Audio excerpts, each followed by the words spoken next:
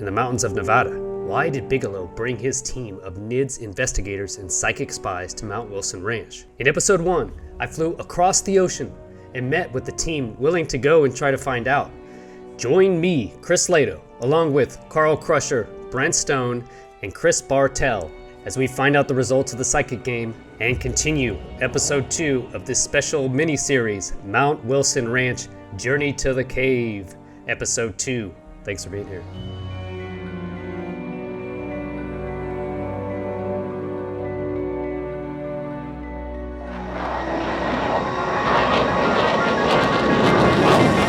Chris Lato, welcome to Lato Files. We're in the saloon here at Mount Wilson Ranch, and we're just going to do a practice session of the Guess Who's Calling game. The idea is to do a viral remote viewing game, a fun party game. Basically just go over into the corner, okay, over by the thing where you can't hear us, and I'm going to pick a number randomly, 1 through 4. We're going to say, okay, who is it? And then you're going to call out a name, and we're going to see if it's correct or not. Okay, so it's been selected, Carl, so I want you to think about who it is, okay? You think about Carl. You have to pick one of the 4, okay? We'll do it 4 times. It should be 25%. Okay, so miss, okay? Okay, so think about it. Okay, it's been selected. So whenever you feel it, Carl.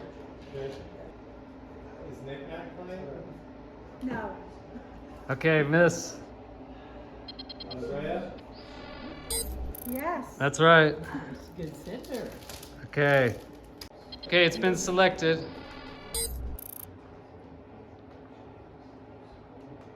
Andrea again? No. Okay, 1 for 4. So that's about right, 25%. Still pretty good, man. I'm telling you, when you're in the hot seat, it's not so, yeah. Yeah, that's fun. It's fun though. Keep trying that one. Yeah. I could do it for hours. Yeah, man. that's cool. Yeah.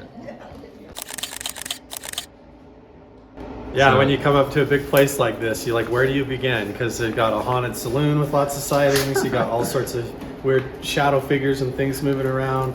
Bigelow, Jacquee Valee, Hal Puthoff, all those guys, and then the whole meadow. And we haven't even seen any of the ancient relic locations here. So, I mean, barely scratching the surface, and there's tons to do. Not to mention all the experiments that we're going to run and stuff. So, yeah, I was like, we're just talking about Chris's experience, where he had like this whole download, like an epiphany of how like the universe operates.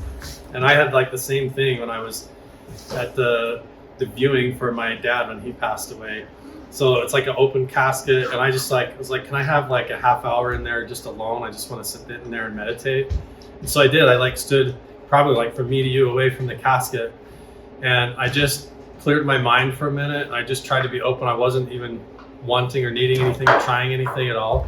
And it was like the whole room like went whoop and like bumped up, like it turned on like a neon tube. And then it was like a download. Like I had this vision or like this epiphany of how perceptions and reality, like how the 3D holographic universe emerges out of like this infinite, basically like a black hole of infinite information. So it's like a solid state drive that has every potential of the multiverse in it, and we're just like one needle on a record going through the whole thing. But I just had this whole vision where it just suddenly made sense to me, and how it was like all connected to this bigger picture that changed my perception of consciousness and reality and all that. But yeah, Chris has had the same kind of vision before. Well, you were just saying, right? You were Yeah. talking about this, Chris. So in 2011, I haven't told many people this, but I'm starting to now. I used to do meditation sessions on top of this mesa on Skinwalker Ranch, which I call Meditation Rock. And one night I was trying to astral project in the universe. There was a meteor shower, and I was with the dogs on top of this mesa. And I'm laying there, and I ended up falling asleep. And it's like I wake up at 4 o'clock in the morning, and I had this vision where I was floating through the universe, and I came in contact with some type of floating entity of different colors. And it showed me these images in my brain, and it said, it said God, galaxies, other dimensions. And then it said your connection to the universe is at your fingertips. And it showed me these images. So I ran down the mesa and I made these images. So this is what was shown to my head was our fingerprints and the galaxy swirl. And it said atomically, we're all connected through our atoms, but we're all unique celestial spirits here for spiritual evolution. and the proof is in our fingerprints. So we all have different fingerprints. So That's insane. yeah, so this is what was shown in my brain. You'll love that, dude. Yeah, you have to see that video I make. Yeah. Because I used that exact same. It's from a certain study. Yeah. Yeah. So that this they was in found 2011. So I felt like Carl said, I felt like I was downloaded, and then I went down. I'm not a very good writer, but I do graphic design stuff, and this is very crude designs at the time. But this is also when my vision changed and my graphic design is enhanced and my photography enhanced after this event. Wow. So it's always kind of stuck with me.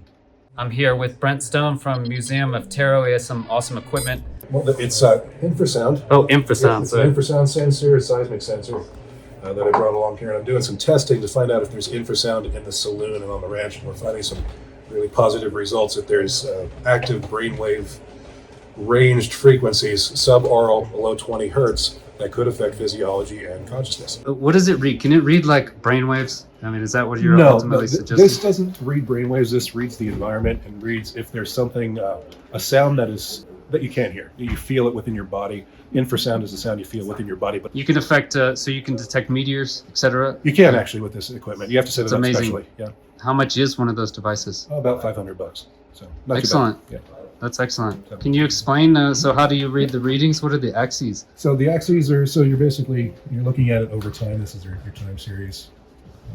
You go back to the original. So this is it over time. You can scroll through. So time is on the bottom? Time is on the bottom, and this is just hour by hour throughout the day, 24 hours. So if we expand this and go a little deeper, we can see it up close of what frequencies we're actually dealing with. And we can take these and take a look from various angles, and we'll see that there's a lot of activity. Sound frequencies. So Sound this is frequencies. what we're looking at. Correct. That are between 25 hertz, and you can see the frequency 1 through 20 hertz is about right here. Okay, so frequency is on the bottom. That's the x-axis, and then counts is the y-axis? Yeah, you can. It's logarithmic? You could look at it as intensity of the signal. So we see two things in this room. We see a very strong peak right here between 7 and 8 hertz right here, and then we see it above here in about 12 to 25 hertz. So we've got two active areas here, and the one that really interests me is the 7 to 8 hertz, because that will put you into the theta brainwave frequency if you entrain to it, and that's where all the altered states of consciousness occur.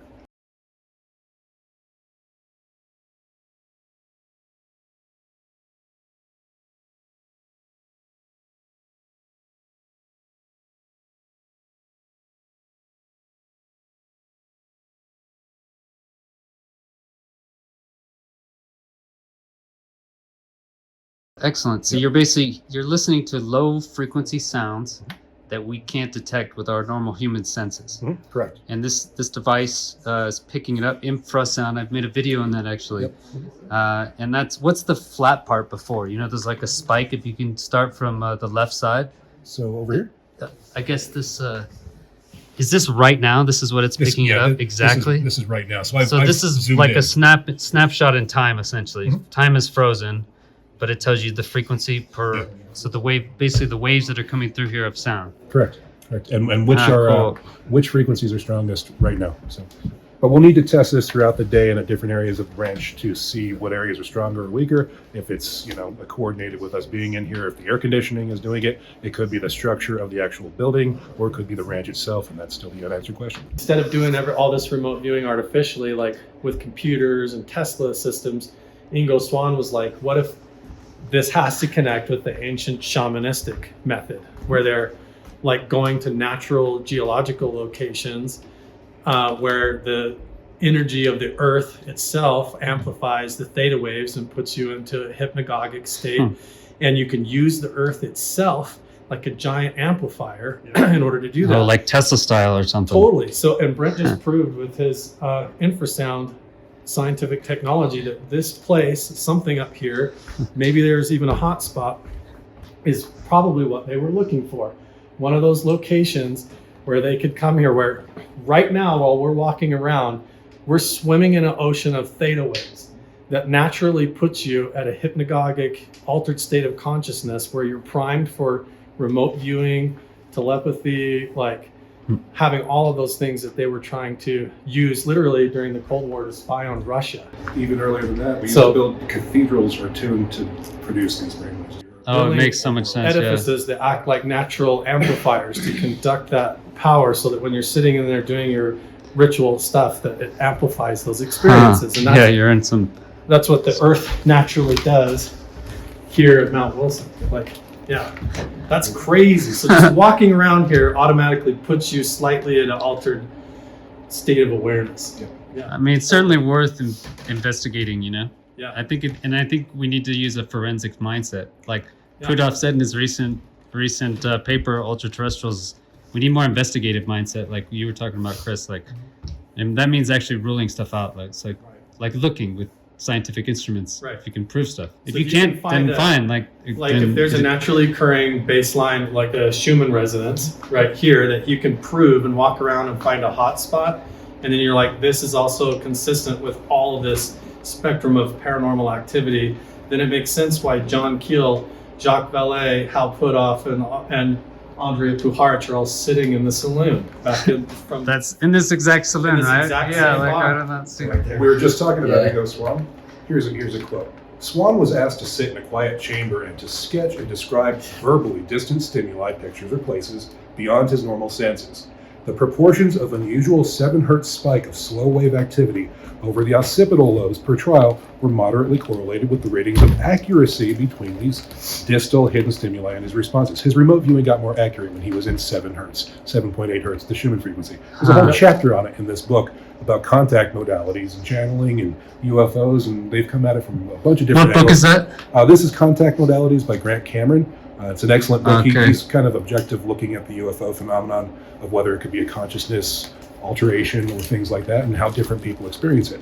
But he's got a bunch of actual scientific data of brainwave activity of people who are in various states, healing states, remote viewing states, and they're all in this state.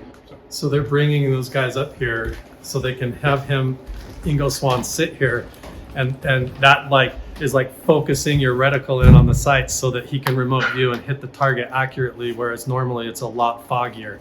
So you can come up here and he has like crystal psychic vision, whereas normally it's like kind of a struggle and you get mixed signals. Could this even link to like what they're talking about with the pyramids, right? They're talking about 100%. the shape of the pyramids acting as some sort of resonance, what could resonant interact with some sort of for frequency. all of those esoteric things, and Yeah. right alongside that suddenly comes these interactions with entities and the gods and the star people and everything. Wow. And And that's where Skinwalker Ranch is important too, because there's areas out there that had that same type of Yep. feelings and environment. and we've hiked around and found the exact same geology where you've got the big spring runoff running down the aquifers that starts up at the top of the mountain, goes through the interesting geology of the whole canyon, just like here, and where the tail end of that aquifer comes out underground in the creek beds and stuff, like right down in the meadow, acts like a big battery. It's like the negative end of Natural the battery. battery. And that same thing is occurring underneath Skinwalker Ranch. And you go there and it's just like, it's like a distortion bubble where the theta waves and there's gravitational anomalies, just like a distortion in reality itself, and it's affecting consciousness. Which explain my vision of what I showed earlier with the Yeah. All of it. God and the fingerprints and the galaxies. And the petroglyphs and why ancient shamanistic cultures were migrating to these places and doing what they were doing. Totally. Wow, that's so cool, guys. Yeah, that's Awesome. freaking awesome. Yeah, it's crazy. It all fits. Well, at any rate, it's very exciting, and I learned an amazing amount just investigating it. Yeah. And the point, I think, is to get forensic evidence, and if it's not correct, then you're willing to And look we- at the evidence. We utilize the experience and the training that we have with the gateway method and the stuff that we've devised. And we try to We shouldn't contact. be scared to investigate it. Like, No. you shouldn't be scared because it's too woo. I mean, if you can use if people are suggesting it, then, I think it's worth investigating, right? Because I think that's where all it's the why we're all breakthroughs here. come through. Breakthroughs don't come from inside the system that's already been built. It's always from outside the system. Look at an open source. YouTubers, man. Yeah, UAP Society. We don't have yeah. to wait for anybody to. Nobody has to release any reports. That's great. We can come here and find out for ourselves for sure. Cool, I guys. brought a brainwave monitor and EEG system portable that we can actually test its effects on us in real time while we're here. Let's do Excellent. it. We'll do it. Let's do it. Good. All right, so Carl here, explain it how we're going to find a portal. So first of all, I think portal is kind of like code word for finding an ideal theta state or optimal point for what they would have been looking for in the NIDS team or at Stanford Research Institute, an ideal point of reference where they would have sat a remote viewer to try and focus him like a laser beam for remote viewing experiences. So you could be really effective and on target with really clear results. And that could come along with making contact with other dimensions or extraterrestrials or whatever. So what we're going to do is try to use the infrasound devices as well as EMF detectors, radiation detectors, and all sorts of stuff, even thermal imaging and our own intuition, all combined to try and zero in like a dowsing rod or a homing pigeon and using scientific equipment to find where the most primed, ideal, targeted spot where you could stand or sit in order to do those consciousness experiments and be really focused like a laser beam. So that's what we're going to try and do. See if we can find it. And if that means there's like something buried underground, like a artifact or some relic device or something in just the geology that's naturally causing it, we want to find the primed hotspot on every level that we can. So we walk around with the devices and with the sensors, the infrasound device, until we get to a spot that basically is like a axis mundi or like a gateway where when you stand there, it acts like you're grounded like an antenna to the whole Earth energy. That's what I always thought the medicine wheels were tap points. 100%. What's the 7.8 frequency you're talking about? Schumann frequency. It's the resonant frequency between the surface of the Earth and the ionosphere, and it's just it's well known in geophysics. So, and that's related to the theta wave of the brain, right? When you're asleep. The Schumann frequency is within theta. Theta is a broad band of brainwaves. The 7.8 hertz is called the mental access window within theta. The mental access window has been correlated with psychics, remote viewers, and healers in their active state of actually doing something and coming back with information. If their brainwaves traverse across or access 7.8 hertz, sync up with it at any point, even if it's only momentary, they come back with useful information. This is the quartz. Can you just explain why this would resonate? I mean, why would this cause any... quartz or if it's just something else that's crystalline. I'm not a geologist. Yeah. But quartz under compression gives off piezoelectricity, creates a field effect in that area. This is pretty well known, and yeah. The thought of Michael Persinger, Dr. Michael Persinger from Laurentian University in Canada. He was the expert on altered states of consciousness. He was the man that, created the God helmet and did all these different tests. Area can cause paranormal or be associated with paranormal effects because of the alteration in consciousness. So he speaks about it pretty in depth in his books, and it's really good stuff. What's up, guys? I'm here at Mount Wilson Ranch. Good morning. It's a beautiful day. I woke up at 5 a.m. like super tired, jet lagged, but felt great. You sleep amazing up in the mountains, And this is a settler's cabin right behind me. You see here, this is Joanna. She's actually has an interesting website. She talked all about. She's done had night vision devices for over 10 years, recording all these multiple angle night vision tests, etc. So she's been researching. Carl vibes right in here now. Inside the settler's cabin, and we have this infrasound device. We had this pretty just amazing meeting where we just talked about the infrasound device. I'll upload it for you guys, but it's really inspiring, super fun. Just get out here. I feel like I'm on like assemble the super nerd X-Men team, and we get to hike around. We got Chris Bartel here. He has amazing stories. He worked at Area 51 for years. He was Department of Energy, and I think he's going to start sharing a lot of his stories.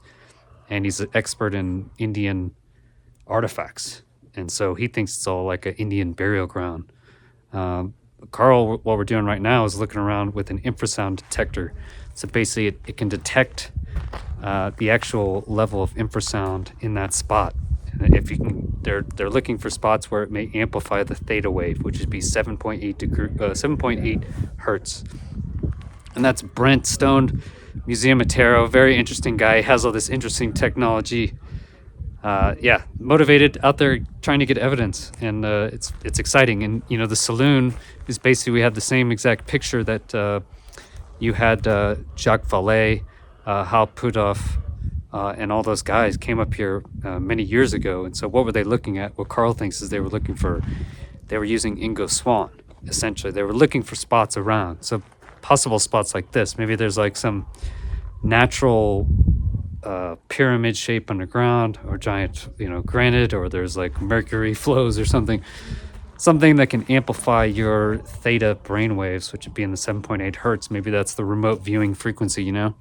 And so you could tune there. So Carl's idea is that they were bringing Ingo Swann to these locations and testing to see if he would have better accuracy tests, you know, back in the CIA days. So all interesting stuff. Beautiful location out here, having a great time. All right, this is the settler's cabin. They're doing infrasound experiments now. You want to look what's up in the attic? Is that what you're saying? Yeah, man, I haven't been able to look up here during the daytime yet. Can you see the screen? Yeah, I can see it. Is there even anything up there? You have a flashlight? I mean, it looks pretty blank. I mean, it looks cool. Just like empty hole. It's just Sunlight coming through. Like the rocks right up here that we like walking through. Yeah, for me, all this like 2 years ago was going up, looking at petroglyphs, and then I would sit down on this rock and have these visions and paranormal experiences, think I saw shadow figures moving through the boulders, and like, what the hell's going on and all this stuff. And it's because these places were, these ancient indigenous places they naturally are like points of interest. I found out like a year later, I was sitting on the shaman's seat where they was doing the ceremonies. I didn't know that. I was just naturally drawn to sit on that rock.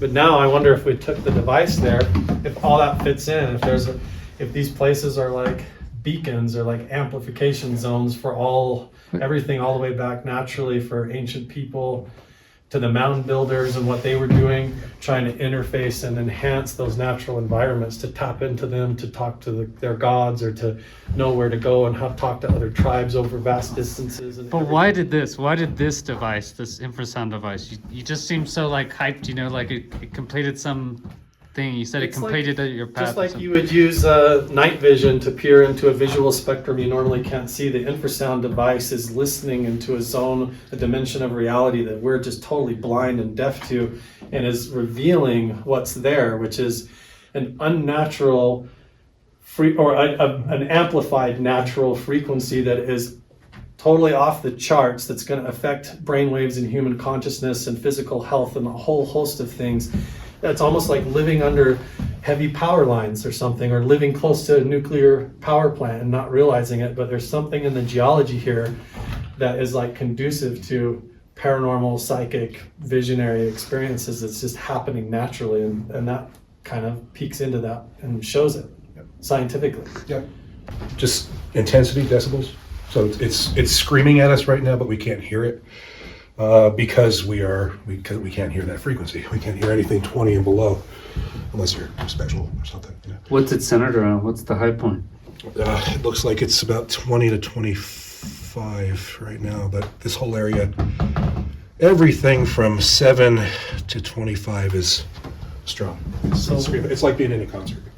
See the results for yourself. Brent Stone says we have Metallica concert levels of infrasound inside the settler's cabin. Stand by for the next episode of Mount Wilson Ranch Journey to the Cave. We get additional infrasound detections, and Brent Stone is quite surprised. Not much. Holy fuckballs. Look at that. Okay, you getting this? Yes. Okay, jumping fucking shitballs. TikTok.